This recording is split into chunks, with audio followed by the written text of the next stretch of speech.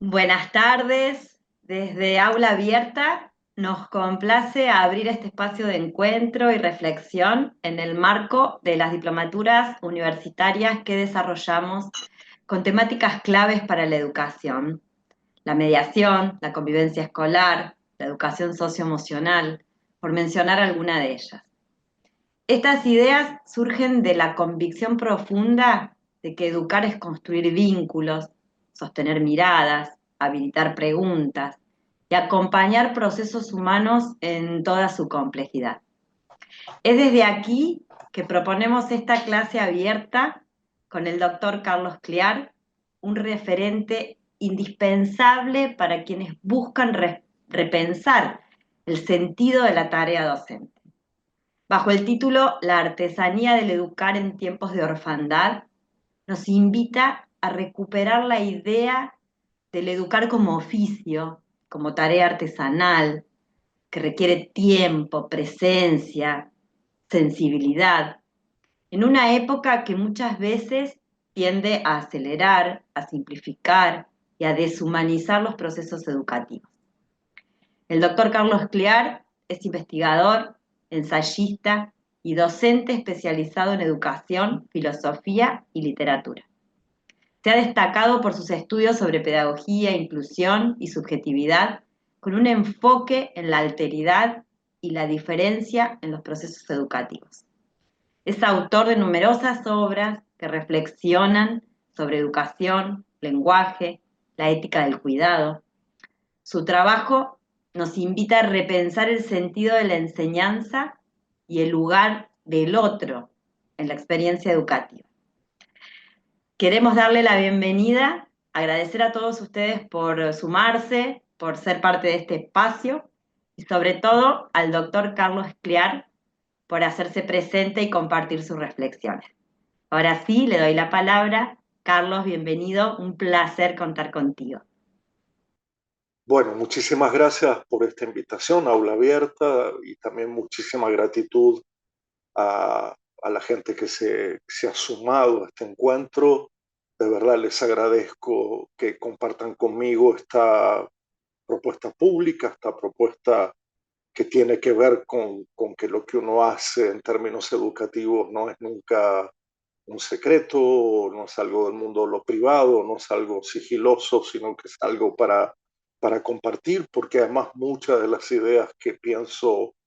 poner en juego hoy tienen que ver con cosas que he escuchado y que ustedes, algunos de ustedes,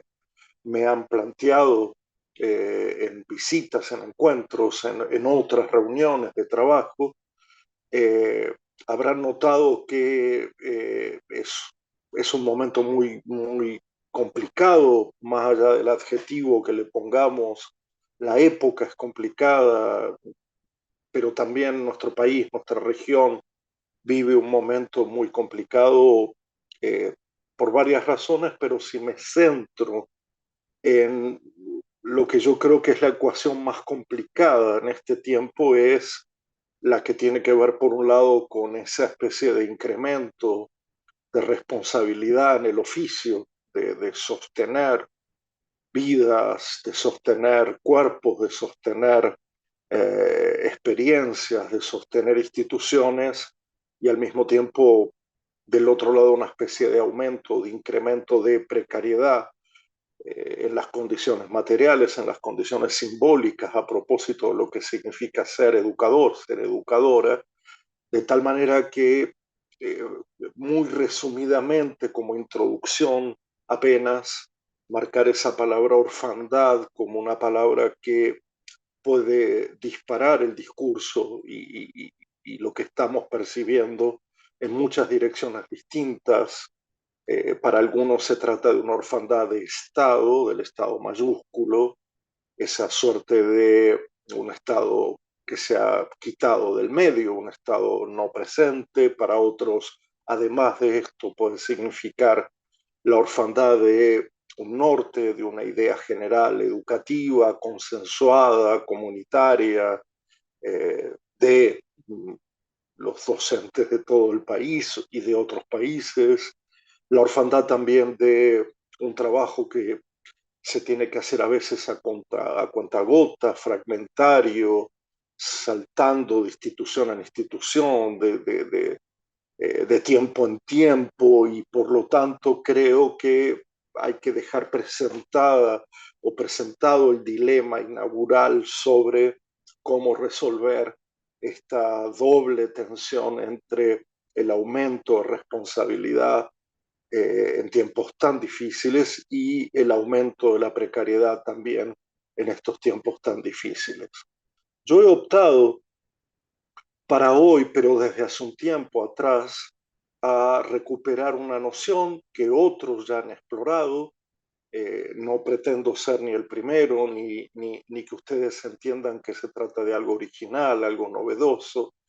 Más bien yo diría que se trata de recuperar algunas ideas, sensaciones, experiencias del pasado para ponerlas en el presente, pero he recuperado, decía, apoyándome en tantas y tantos otros, una noción de un oficio, el de educador, el de educadora, ligándolo sí con el plano artesanal, más que con el mandato técnico, tecnológico, tecnocrático de la época. No casualmente, digamos que es una decisión filosófica, pero también es una decisión política poner poner en escena, poner en medio de todos nosotros esta idea del oficio a veces emparentado con una tarea específica, a veces emparentado con una cierta relación con el mundo o con las cosas del mundo, otras veces emparentado con una cierta forma de entender la vida, no solo el trabajo, y que no es cualquier relación con la vida, ni cualquier relación con el mundo, pero también recuperando una idea de oficio artesanal como un oficio siempre por hacerse, siempre por reelaborarse, nunca definitivo, nunca terminado, siempre expuesto a transformaciones. Y eso mismo habla de lo artesanal de la tarea, ¿no? De la relación con algo que no está del todo determinada y que todo el tiempo tenemos que estar como encontrándole una forma, eh, que para nosotros es todo el tiempo estar buscándole un sentido en este contexto, en esta época, en este país, en esta región. Eh, yo he elegido para comenzar una primera idea de oficio o una primera idea de oficio artesanal que no proviene del campo pedagógico, proviene más bien de un campo literario. Ya saben algunas y algunos mi afecto por la búsqueda de el lenguaje híbrido o la mezcla de lenguajes, y he encontrado en un fragmento de un poema de Peter Handke algo que me parece que nos puede señalar la dirección de lo que quiero decirles como la educación como oficio, como tarea artesanal, pero al mismo tiempo juntándolo o reuniéndolo con la idea de recomenzar un oficio que tiene que ver con la idea de ofrecer, dar recomienzos eh, a las nuevas generaciones, a quienes nacen, a quienes vienen a este mundo, la posibilidad o la potencia de eh, diferenciar lo que es, como ya haré enseguida, una tarea de comienzo, de cuidado, de compañía para quien nace, y una tarea de educación que a mi modo de ver no es la misma, no es exactamente igual que la del comienzo, tiene que ver más, y ya lo veremos, con una idea de cómo recomenzamos la vida una vez que hemos nacido en tal o cual circunstancia, en tal o cual situación. Y ese fragmento es un fragmento breve que dice así: creo saber que ella, refiriéndose a la tarea, creo saber que ella solo se convierte en algo posible cuando se consigue estar en lo que estoy haciendo,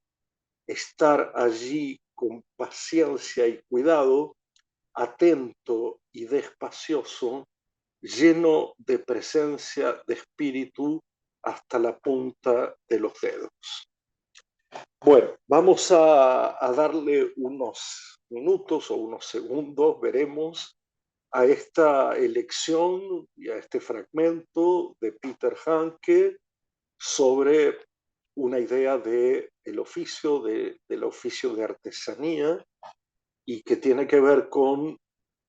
hacerlo, o sea, que solo el oficio se vuelve posible en primer lugar cuando de verdad estamos completamente allí en lo que estamos haciendo. Cuando no nos desatendemos, cuando no hay indiferencia, cuando prestamos atención, cuando de alguna manera elaboramos con una cierta paciencia y un cierto cuidado, cuando somos atentos, cuando vamos despacio, pero repito, aquí la palabra clave o la expresión clave sería llenos de presencias, estamos allí de verdad, hasta, dice Peter Hanke, hasta la punta de los dedos, ustedes elijan hasta dónde, pero en realidad creo que es una frase que muestra ese carácter de que un oficio tiene que ver con estar en cierto modo o de cierto modo allí en lo que se está haciendo, ¿no? Entonces hay como una acentuación o un subrayado a un hacer, como un oficio que hace, que inventa, que crea, que modela, que transforma, en fin, pero que tiene que ver con estar allí en lo que se está haciendo. No me parece del todo desubicado repetir eso de estar allí en lo que se está haciendo, porque vivimos una época en la que todo el tiempo parece que no estamos allí en lo que estamos haciendo o no podemos hacer y estar en lo que nos gustaría hacer y estar, porque hay muchísima gente en este mundo que no puede estar presente en lo que está haciendo simplemente porque lo que está haciendo no deviene de una elección personal o de una elección comunitaria o de una decisión colectiva, sino que tiene que ver con la supervivencia. Y por lo tanto, reservo para muy pocos oficios de esta época esta idea de estar allí donde estamos, estar allí donde estamos haciendo, ¿no? Ustedes saben o tienen que saber que la palabra oficio no es o no designa o no define solamente una tarea, no define solamente una habilidad o una técnica o una práctica o un ejercicio, que también, que también, sino que sobre todo es ese lugar y ese tiempo que hace coincidir, que reúne de una vez quiénes somos, qué somos, lo que somos y lo que hacemos. De alguna manera, la idea entre el ser y el obrar, como si estuviéramos delante de uno de esos oficios, de una de esas tareas, donde no podemos distinguir, donde no podemos separar quiénes somos y lo que hacemos. A pesar de que no es una buena época, porque parece que hasta los oficios han distinguido quiénes somos y qué hacemos, quiero llamar la atención, me parece que vale la pena centrarse en esta idea de que en términos filosóficos sería la reunión entre lo ontológico, lo trascendente, el ser, su trascendencia y la praxis, pero de alguna manera, dicho en otras palabras, tiene que ver con esa confluencia, esa reunión, esa unión indisociable entre lo que somos, educadores, educadoras, y nuestro hacer, nuestro obrar, nuestra tarea. Y en ese lugar, cabe decir que no se trata de un lugar ni sencillo, esa reunión es una reunión compleja, es una reunión complicada, casi uno diría que es que no se trata de un divertimento, digamos, ni de un pasatiempo, sino de verdad de una, yo lo llamaría además del gusto por hacer lo que hacemos y por estar allí en lo que hacemos, es también o trae también algunos peligros, algunas desatenciones, algunas enormes dificultades para hacer eso que hacemos y para ser eso que somos. Yo sé que lo que importa de verdad es la convicción de que nuestro oficio, nuestra tarea que reúne, repito una y otra vez, reúne nuestro ser con nuestro obrar, es algo que históricamente durará toda la vida. Probablemente hoy haya cambiado un poco eso de ser educadores para toda la vida, como ser poetas para toda la vida, como ser actores para toda la vida, como hacer música, hacer danza, es decir, cuando entramos, o tener un oficio noble con el metal, la madera, la piedra, es para toda la vida, es una tradición, es una memoria, es historia, crea marcas, crea huellas. Es evidente que allí hoy estamos teniendo problemas muy serios para reunir de una vez eso que somos y eso que hacemos. ¿Cómo definiría yo más concretamente o más materialmente nuestro oficio? Eh, Cuando se me presentó o cuando se presentó Aula Abierta y se puso de relieve la idea de mediación, yo me quedé muy atento a esa palabra porque creo que esta es una época que no quisiera de la existencia de mediadores entre el mundo y los individuos particulares. Eh, lo voy a decir de otra manera para que se me comprenda cabalmente la idea de estamos delante de un oficio, de una tarea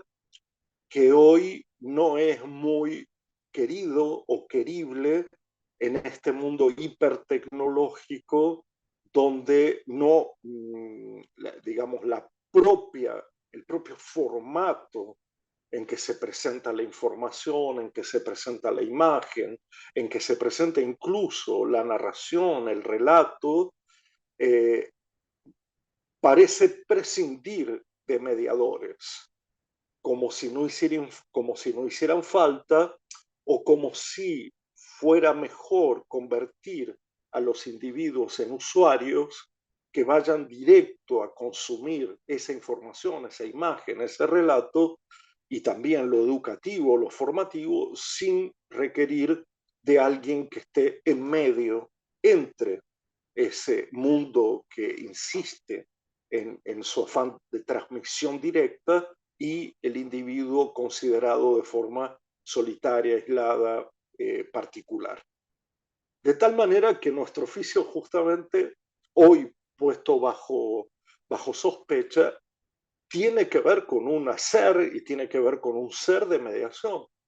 Es decir, sentimos la necesidad de mediar entre el mundo y las nuevas generaciones. Nuestra tarea consiste en hacer esa mediación, en conversar o abrir la conversación entre múltiples edades, cuerpos, conocimientos, etcétera. Eh, Mediamos entre los tiempos del mundo, entre el pasado, el presente y el futuro. Y aquí es donde yo quiero llamar la atención porque esa mediación también se ve afectada no solo por cómo el mundo está entendiendo hoy la preparación para el futuro, en el sentido individual y directo, sino también porque, si me permiten, voy a introducir aquí una doble idea de la política que nos está afectando desde hace bastante tiempo y que consiste en diferenciar lo que yo llamaré mal, precariamente, las políticas del nacimiento y las políticas del renacimiento, a las cuales justamente le otorgo la virtud del recomienzo. Solo a modo de primer esquema, para que esto quede claro, llamo políticas del nacimiento las políticas más generales del cuidado, como lo son los de la salud pública, como son los de la vivienda, como son los de la alimentación, como son los del trabajo familiar. porque esas son las que afectan directamente a cómo venimos al mundo. Y ya sabemos que venir al mundo en buena parte de nuestro país, por lo menos la mitad, significa no ser muy bienvenido o no haber estas políticas del nacimiento que, repito, las considero justamente aquellas que cuidan el cuerpo del que recién nace. Políticas familiares, políticas, repito, de salud pública, de sanidad, de vivienda, de alimentación. Y dejo como política de renacimiento, políticas de recomienzo justamente a la educación. Lo que pasa es que estamos, desde hace mucho tiempo esto se viene confundiendo y entrelazando. No digo que esté mal, no lo estoy juzgando, pero demoramos en el recomienzo justamente por la carencia de políticas de comienzo, de políticas de nacimiento. Porque lo sabemos muy bien, se nace en desigualdad y cuando se llega a la escuela, el recomienzo no ha tenido políticas del nacimiento, las ha tenido para muy pocos, de tal manera que la alimentación, el cuidado del cuerpo, la salud, etcétera, llegan resentidas para ese recomienzo absolutamente necesario, es decir, para que lo entendamos de inmediato, recomienzo acá significa poder tomar otro rumbo, poder tener otra vida, poder tener otra relación con el mundo que no la que se deriva naturalmente del nacimiento. Entonces quiero dedicarme un poco a esta idea de qué significa nacer y qué significa recomenzar y por qué los estoy separando y por qué yo insisto en que nuestra tarea, aun cuando nos ocupemos de la alimentación, de la salud, de la vivienda y hagamos todo ese trabajo territorial que tantas instituciones hacen tan bien y tan cotidianamente, pero en situaciones de precariedad, eh, no son contradictorias con las políticas de recomienzo, pero se necesitan mutuamente, sobre todo una política del nacimiento, es absolutamente imprescindible para que haya recomienzos, porque si no vamos a naturalizar, como se hace también en muchos sentidos, la idea de un poco dime cómo has nacido y te diré qué destino tienes. Y yo creo que es todo lo contrario, que hay una política del nacimiento donde el dime cómo has nacido se aborda integralmente o se debería abordar integralmente y hay una política de recomienzo que nos compete como oficio. Por eso estoy llamando la atención de que nuestro oficio tiene que ver con artesanías de recomienzos ya desde hace 2 o 3 años que vengo planteando esto de ¿cuándo tendremos la posibilidad, a pesar de que ya lo hacemos, ya se ha hecho, se pueden ver muchas instituciones que trabajan muy bien en este sentido, eh, con el gesto de recomenzar teniendo que ocuparnos al mismo tiempo de la salud, de la alimentación, de la vivienda, del trabajo, etcétera, etcétera? Y además de nuestra propia precariedad, por supuesto, y del empobrecimiento colectivo de la población. Eh, yo creo que, a ver, para decirlo de una manera no del todo literal, nacer necesita de una continuación. Déjenme leerles un poco esta idea del nacer, porque yo creo que nacer no alcanza, no basta, no es suficiente, hay que continuar con el relato. Esa idea de nacer no es un punto y aparte, nacer no es un punto final. Nacer es, a partir del nacer hay una coma, hay puntos suspensivos, hay un mundo que se abre, hay una vida posible de ser vivida. Entonces quisiéramos saber y hacer algo más que el hecho de haber nacido. Quisiéramos hacer más, sentir más, estar más tiempo que nacer, eh, seguir más. Por eso digo que el nacimiento exige una continuación. Eh, el nacimiento poco dice a no ser que venimos al mundo, deseados o no, accidentes o no, frutos de la programación o del azar. La cuestión es que llegamos a un mundo o nacemos en un mundo que no nos enseña dónde está el horror, dónde está la belleza, dónde está la humillación, dónde está la maldad, dónde están los riesgos, dónde está el sentido y el sinsentido. Si no hubiera escuelas, pero también si no hubiera tantas otras cosas, pero digámoslo así, si no hubiera escuelas, eh, no sé si alguna vez sabríamos dónde está el sentido y el sinsentido. O sería un sinsentido y un sentido muy particulares y muy individuales, muy íntimos, pero no colectivos. No hay en este sentido una idea comunitaria. Como siempre digo, yo no tuve la experiencia de haber nacido en otros tiempos, no nací en la Grecia antigua, no nací en los altos valles incaicos, no nací en un África devastada por la sequía y por el hambre, no nací en un campo de refugiados, no nací en la Edad Media, pero de alguna manera, aunque no somos capaces de tantas vidas, ha sido posible por la historia de nuestra civilización, de nuestra cultura, de la multiplicidad de civilizaciones y culturas, leer, escuchar, prestar atención, haber oído esas historias de qué significa haber nacido y vivido en otros lugares y otros tiempos, nosotros podemos leer lo que miles y miles de hombres y mujeres nos han dejado como legado para entender que esta vida no es la única vida, que este mundo no es el único mundo. Podemos estudiar la vida cotidiana de otros lugares y de otros tiempos. Se puede preguntar a quienes todavía sostienen el gesto humilde de la sabiduría, qué ha pasado, cómo ha sido, cómo era, cómo se estaba. Se puede viajar de verdad o se puede viajar de ficción,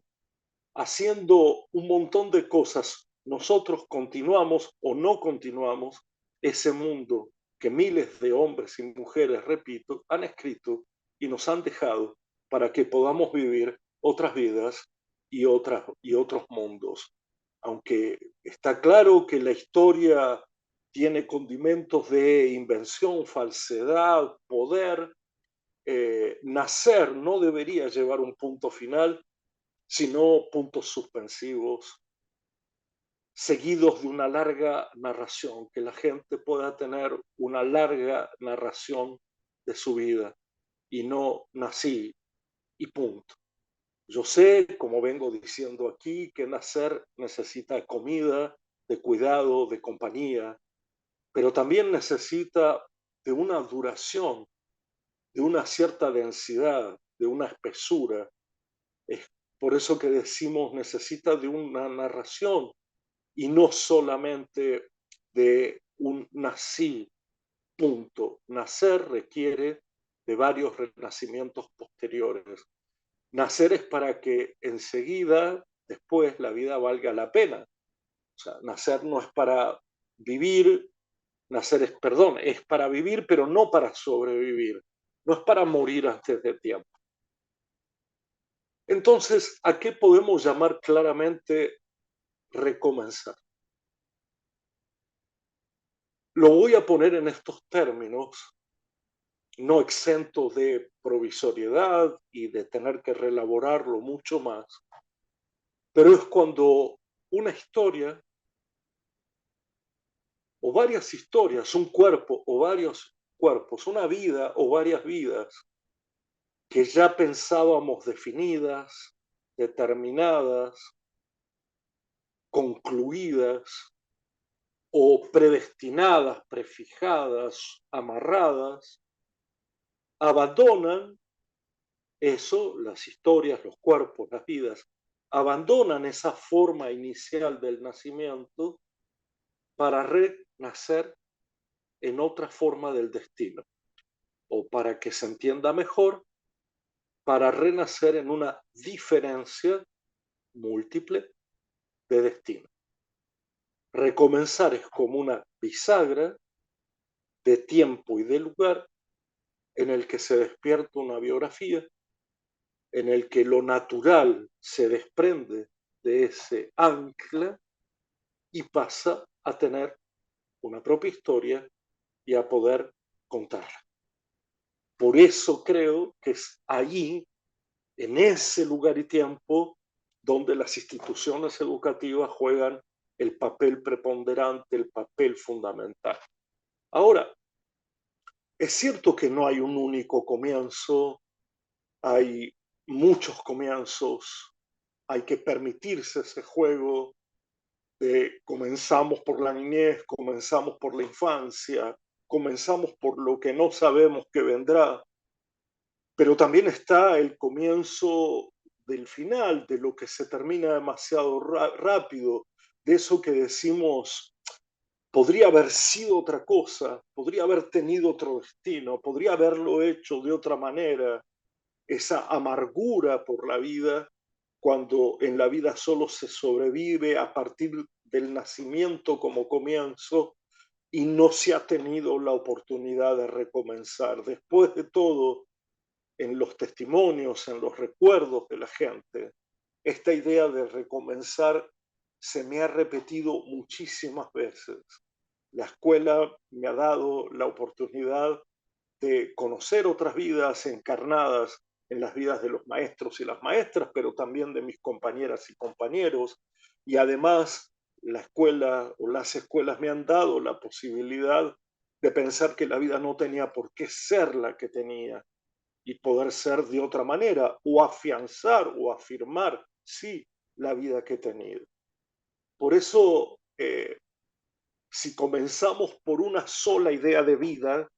o por una sola idea de mundo, estamos cayendo en un error, a mi modo de ver garrafal. No hay una vida, hay vidas múltiples, no hay un mundo, hay múltiples mundos. Y lo que tenemos que hacer es posibilitar ese recomienzo que dé acceso a esas diferentes vidas que no a una vida y que dé acceso a esos diferentes mundos que no un mundo. Para los que venimos de este campo, de este oficio de la pedagogía, sabemos que muchas veces nos cuesta horrores hacer esa pluralización de las vidas y de los mundos. Eh, y es cierto que para que haya un comienzo tienes que haber una respiración, un latido, un cuerpo que nace. Pregunta sobre si eso en que he nacido ya condensa y sintetiza todo lo que seré o podré ser o no podré ser, le resta fuerza y potencia a la idea educativa que justamente consiste en poner un quizá, un tal vez, un sin embargo, un casi, en medio de esa narración amarga de que la vida se haya convertido apenas en otra vida o que se haya convertido en una supervivencia. Justamente hablo de el otro principio que no es nacer, sino el de crear, el de inventar otros destinos, de suponerlos, de creer en ellos, de sugerirlos, de enunciarlos, de poder leer, escribir, percibir, eh, de no encerrarnos en una idea de vida y mundo, de poder ser y obrar en ese sentido, que es el del ser y hacer comunidad. Entonces, me parece que aquí llegamos a un punto que yo considero absolutamente clave, porque cómo resuenan estas ideas del comienzo y el recomienzo en la época en que vivimos y qué tiene que ver esta época en la que vivimos con la idea de un oficio de recomienzo, un oficio de artesanal, de un oficio narrativo. Desde un punto de vista formativo, a mí la pregunta que se me repite una y otra vez es la del carácter resistente o el carácter transparente o el carácter incluso rebelde de los procesos educativos respecto a este tiempo actual, que ya lo he dicho infinidad de veces, tiende a no escuchar el pasado, tiende a habitar un sinsentido en el presente y tiende a asimilar el futuro simplemente como una solución tecnológica. Cuando yo hablo de retomar o recomenzar la narración, es en cierto modo también y al mismo tiempo retomar una idea de lo común, de lo público, de la comunidad, sin lo cual la formación quedaría reducida a una mera preparación o a una mera adaptación a las exigencias de rendimiento que hoy se nos proponen. Yo creo que hoy se ha naturalizado una defensa absurda, a mi modo de ver, del individuo, pero no de todos los individuos, sino de algunos, y una superflua noción de libertad que no es cualquier libertad. Hay en todo esto, en esta mezcla de el individuo, cierto individuo y la libertad, pero no cualquier libertad, una defensa más bien del individualismo. No es una defensa de lo subjetivo o de lo singular, sino que es radicalizar una cualidad históricamente construida por el neoliberalismo más clásico, que celebra lo autorreferencial, que celebra lo personal, que celebra el éxito individual, el triunfalismo, las capacidades personales por sobre las colectivas, pero entonces confunde o destruye directamente la relación entre los individuos y las comunidades, destruye la relación entre lo particular y lo público, destruye entonces la relación entre qué significa tener como bien común, no como posesión individual, sino como un bien común, tal como definimos la educación en otro sentido, como si fuera este, eh, lo común, pero como bien, como virtud de lo común. Al mismo tiempo, esta es una época que nos exige eh, una cierta semblanza emocional o una cierta paradoja de sensibilidad, poniendo la felicidad en el centro de la escena como si fuese el único destino posible para nuestra propia intimidad y para las relaciones con los demás. Y más de una vez me he preguntado a qué se debía este giro emocional hacia la felicidad, dejando de lado emociones y afectos tan trascendentes para nuestro ser y para nuestro obrar y para las vidas múltiples y para los recomienzos, como son la melancolía, la tristeza, la nostalgia, la alegría, la rabia, la incertidumbre, el malestar, la soledad. Me parece que esto es formativo en este mundo porque por momentos esa felicidad que se nos coloca como pura potencia parece ser una casi inhumana, yo diría. ¿Cómo sostener? ¿Qué pedagogía puede sostener esta extraña noción de felicidad a cada momento y siempre, pese a todas las circunstancias de la vida, esa exigencia que Sarah Ahmed llamó el giro feliz o el giro hacia la felicidad, que es cuando el mundo adopta una semblanza, una simple imagen que incluye solo emociones positivas y además penetra como idea en varios campos disciplinares de la ciencia, de los medios de comunicación, de la educación. Entonces, aquí es donde vuelvo al ser y al obrar, porque me parece que la idea formativa ha confundido lo que es recomenzar, que es, repito, poner a una vida que ha nacido una especie de crisol que permita multiplicar todas las vidas y todos los mundos posibles habidos y por haber. De tal manera que todo mundo particular o que todo mundo descrito bajo una única cualidad se ha vuelto absolutamente lo contrario de lo múltiple, lo contrario de la pluralidad, lo contrario de la variabilidad. Pero en estas relaciones cabe volver al oficio, cabe recomenzar, se puede de verdad recomenzar en una época que, tal como la venimos describiendo, pone en el centro una relación no mediada con el mundo y con la vida. Yo creo que la educación podría ser hoy un oficio despojado, un oficio más desnudo, si ustedes quieren, un encuentro despojado. Me gusta llamarlo como un encuentro desprovisto de efectos especiales, de grandes luminarias, de grandes fuegos de artificio.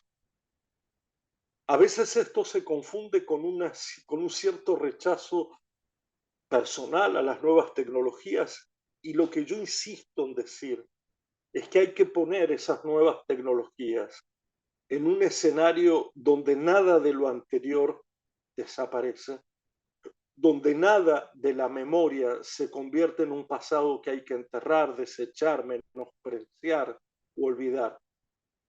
Si lográramos que esas nuevas tecnologías no fueran consideradas lo único,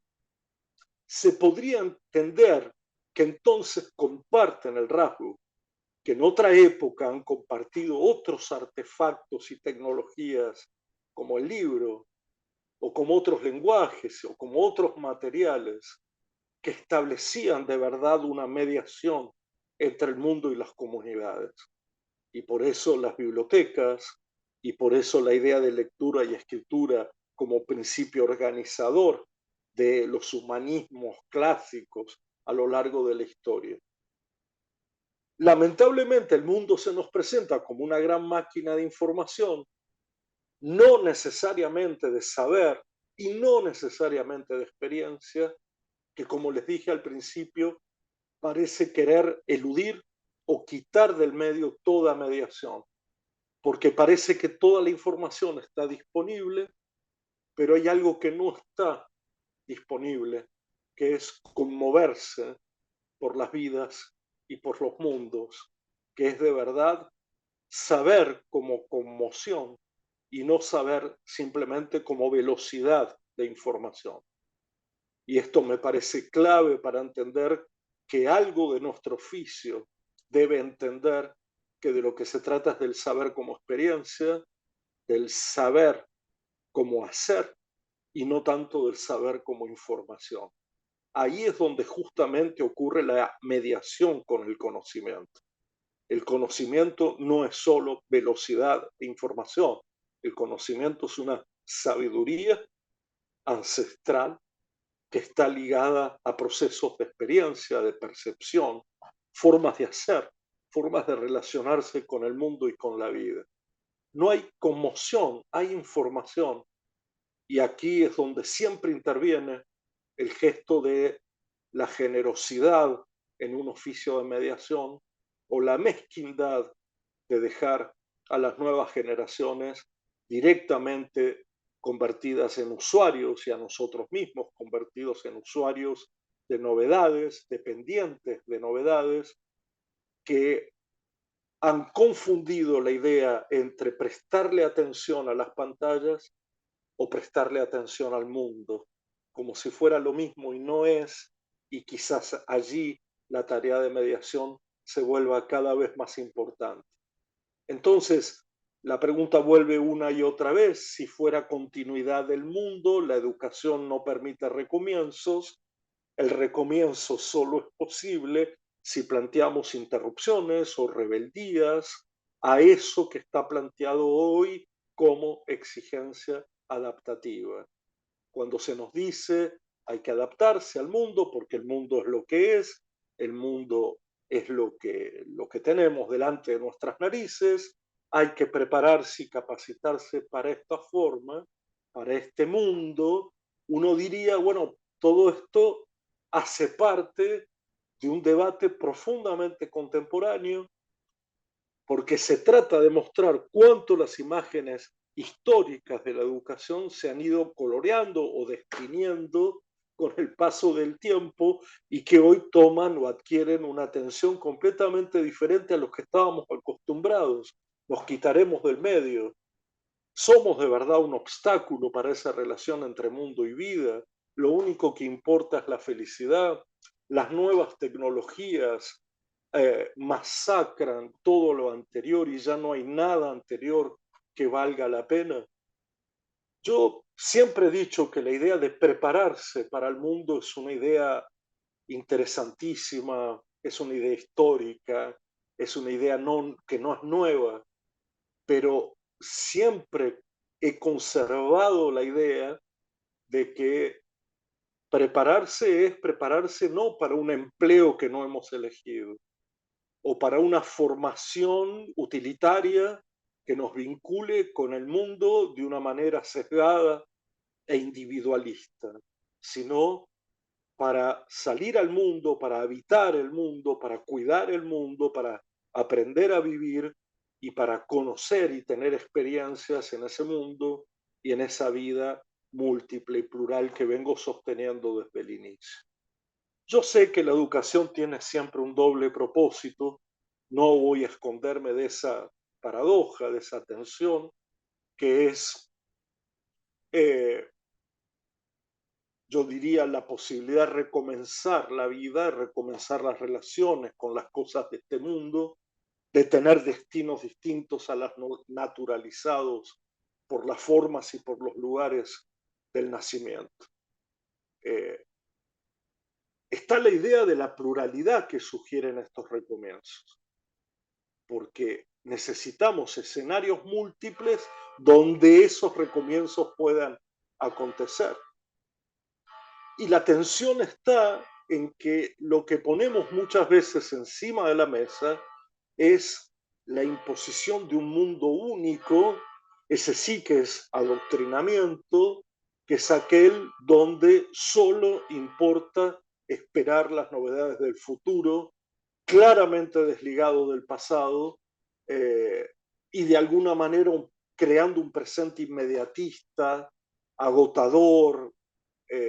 enfermizo, que impide el paso hacia un saber y hacia un hacer artesanal, narrativo. Porque no solo existe el mundo actual, actualizado, o el mundo coyuntural, también está el mundo perdido, el mundo por descubrir. Recomenzar es entrar al mundo de lo múltiple. Y para que alguna vez esto quede como, digamos, una de esas frases más fijas, recomenzar es entrar al mundo de lo múltiple, es ingresar a él, y la educación, como la narración, es esa artesanía del recomienzo. Solo narrando podemos recomenzar. Solo repitiendo aquel había una vez y llevándolo hacia otros lados, hacia otras historias, hacia otros paisajes, hacia otros tiempos y lugares, es que recomenzamos. Así como se recomienza un cuento, así se recomienza una vida. ¿Será que hoy preparar ya no es educar entonces? Es posible. Porque ¿qué diferencia hay entre salir al mundo y salir al mercado escaso de trabajo? ¿Qué diferencia de experiencias, de conocimientos, de vida hay en esa dualidad? Y las escuelas seguirán siendo lugares para aprender a vivir y para reconocer el mundo y recomenzar en él, o se trata simplemente de una adaptación sin más. Yo creo que la educación tiene que recomponer este tejido entre vida y mundo, y que los individuos no sean justamente entendidos como el éxito o el fracaso de una puesta en escena de los fundamentos educativos. Es lo colectivo, es la comunidad, es lo que necesitamos como proyecto común, aquello que va a permitir comenzar no solo nuestras vidas individuales, sino sobre todo nuestras vidas colectivas. Esta época está abandonando la idea y las prácticas formativas en nombre de una preparación cada vez más ajustada, más abreviada, más utilitaria, más servil a las lógicas adaptativas. Y basta un simple ejercicio que tiene que ver justamente con qué palabras ponemos al lado del formar, qué palabras ponemos al lado del educar. Y me ha gustado en muchos lugares plantear esta pregunta porque en muy pocas de ellas La palabra preparación no ha sido la más determinante, al lado de una palabra formación que se va desdibujando, destiniendo con el paso del tiempo. Nuestra formación como oficio de artesanía narrativa no puede y no tendría que caer en esa trampa mercantil y del provecho individual, porque de hecho nuestra mediación supone un plano enteramente colectivo. La comunidad educativa es la responsable ética, estética, política de una configuración de ambientes de cuidado, como dijimos, de compañía, sí, pero no solo. Es también por poner en práctica eso que llamamos la relación, hoy tan separada, tensa, entre quiénes somos y qué hacemos. Por eso he preguntado más de una vez si somos nosotros, nosotras, educadores, educadoras, esa comunidad que se ha formado para poder pensar, conmover, leer, estudiar, escribir y poder plantearles a los demás el deseo para que lo hagan. Es aquí donde yo creo que hay un elemento crucial para contrarrestar la época individualista, eh, y donde se han esfumado o borrado las grandes figuras de la formación. La idea del cultivarse, la idea del saber, la idea de la experiencia. Y es aquí donde me quiero quedar con un final dentro de todos los finales posibles, que es el final de lo que plantea la querida Martha Nussbaum, que fue aquella que con un título tan sugerente nos permitió heredar una expresión que ella acuñó como título de un libro, el de la justicia poética, pero que en otro texto retoma la idea del cultivo de la humanidad. Cultivar, se cultiva la tierra, se cultiva el saber, nos cultivamos. Es la cultura, pero es también el territorio, y es también el saber, y es también la experiencia. Y ella en un libro dice que se requieren tres habilidades o tres capacidades o tres ceremonias o tres condiciones para que la educación actual asuma ese reto de cultivar lo humano, de cultivar la humanidad. Uno de ellos es el examen crítico de uno mismo, es decir, si eso que somos es lo que creemos que somos, si eso que hacemos es lo que estamos haciendo. El otro es un ideal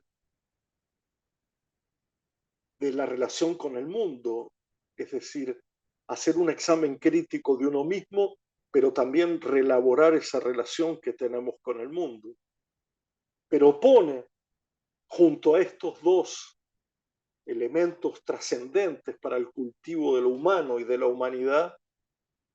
lo que dan llamar una imaginación narrativa, como una suerte de habilidad para escuchar historias, prestar atención, comprender al otro, esa suerte de tomar en cuenta puntos de vista, intereses, deseos. Y no lo dice solo en un sentido literario, lo dice en un sentido intrínsecamente pedagógico.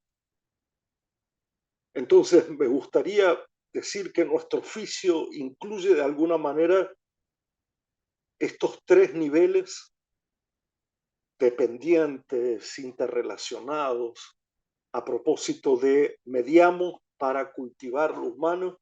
mediamos para contribuir a ello, mediamos no tanto a favor de un individuo separado de una comunidad, sino sobre todo de una comunidad que aloje, donde se habita, donde se tiene lugar y tiempo, y se desdobla en estos tres niveles volver al examen crítico de uno mismo, tener un ideal de lo humano, pero que ese ideal sea un proyecto común de mundo, no su destrucción, y esta suerte de imaginación narrativa en la que incluso las disciplinas del saber, del conocimiento, de la ciencia pueden ser reelaboradas, cómo nos formamos y cómo contamos para que de alguna manera todos, todas, no solo nazcan y lleguen a este mundo, sino que además puedan recomenzar una y mil veces. Muchas gracias por ahora. Muchas gracias, Carlos. Qué lindo. Contenta yo de que la clase va a quedar grabada para volverla a escuchar una y otra vez, porque hay mucho por desmenuzar, digo yo. La profundidad de tus palabras y cada concepto en sí mismo con tanto para aportar en términos de educación. Y ahí muchas de las preguntas que pensaba compartir en el final de este encuentro se fueron respondiendo. Esto de la tecnología que es una preocupación en el ámbito de la educación y qué importante esto de valorizarla como un facilitador para ese recomienzo, o sea, como una herramienta más, como lo fue el libro, como distintas tecnologías que atraviesan este ámbito de la educación y que no nos tienen que centrar como si fuera lo único, indispensable o necesario, sino como un facilitador para algo más profundo, más humano, que permita ese encuentro con el otro. Porque también la tecnología ha facilitado el encuentro. Entonces, qué importante eso que mencionabas recién. Y para no detenerme en esto, quería en un ratitito más, no te queríamos robar mucho más tiempo, pero pensar en el desafío de la formación docente. Este desafío que enfrenta eh, los institutos de formación docente a la hora de pensar el oficio como esto que vos mencionabas, de lo artesanal, de la oportunidad del recomienzo, de poder formar futuros docentes en el sentido formativo, pero esto de lo no determinado. Cómo generar esa habilidad de desaprender para volver a aprender, para reflexionar, para revisar. Eh, Quería escuchar tu reflexión en torno de la actualidad, en estos tiempos donde también la tecnología se mezcla, o sea, el desafío de la formación docente como algo que es complejo a la hora de que los estudiantes, futuros docentes, después se enfrentan a la realidad de las escuelas, a la complejidad que atraviesa la educación actualmente. Voy a tomar tu pregunta, me voy a desviar un minutito, incluso en la Sí. imagen me desvié sin querer, eh, para, voy a dar un rodeo para llegar al punto, ¿sí? Si me permitís. Por supuesto que a lo largo de la historia siempre se ha hablado que ahí está el núcleo duro de las transformaciones educativas, que es la necesaria y permanente transformación de la formación docente. Tengo miedo de sobrecargar allí todo, ¿no? Cuando justamente la orfandad proviene de varios niveles, algunos mucho más jerárquicos que la propia formación docente. También entiendo que ha habido un cambio en las matrículas, del perfil generacional de quienes hoy van a asumir esa responsabilidad. Digamos que no es solo un oficio en el sentido de algo que hacemos y obramos, sino que también es una responsabilidad profundamente ética,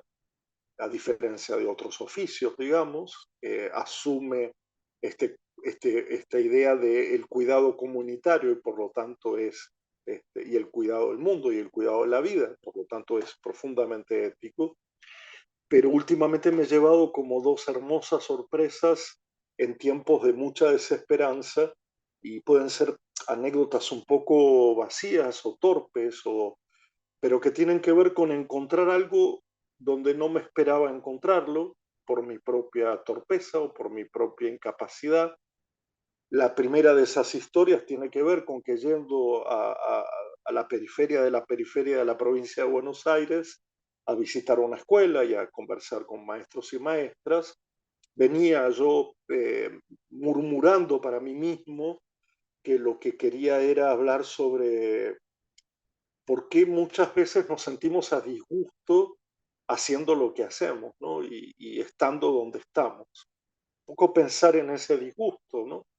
Que históricamente se ha llamado de miles de maneras, de la alienación docente, bueno, en fin, pero qué pasaba con no estar a gusto, ¿no? De alguna manera. Y en un momento miré para un costado, en una pared muy destruida, en un barrio muy precario, y había una pintada, un graffiti que decía, ¿te gusta lo que haces? Y me llamó tanto la atención que allí hubiera un graffiti que preguntara así abiertamente por el gusto. Evidentemente puede ser una pregunta banal o una pregunta superficial, pero yo lo tomé como gusto de sabor, del saber y del sabor, o sea que no es solamente una pregunta tipo Facebook, sino que tiene que ver que si me lo tomo en serio, eh, mucha gente podría sentirse trágicamente afectada por esta pregunta o no podría hacerse esa pregunta. ¿Y qué nos pasaría a nosotros si nos hacemos la pregunta a propósito de si nos gusta lo que hacemos? Yo sé que puede parecer muy torpe esto que estoy diciendo, pero eso cambió un poco el eje de lo que en aquella conversación yo quería plantear, ¿no? A propósito de qué gusto, qué sabor está teniendo nuestra tarea, ¿no? Eh, ¿Por qué no nos sentimos a gusto o por qué sí nos sentimos a gusto? Porque tiene que ver con la primera idea de lo ontológico y la praxis, tiene que ver con quiénes somos, cómo nos definimos,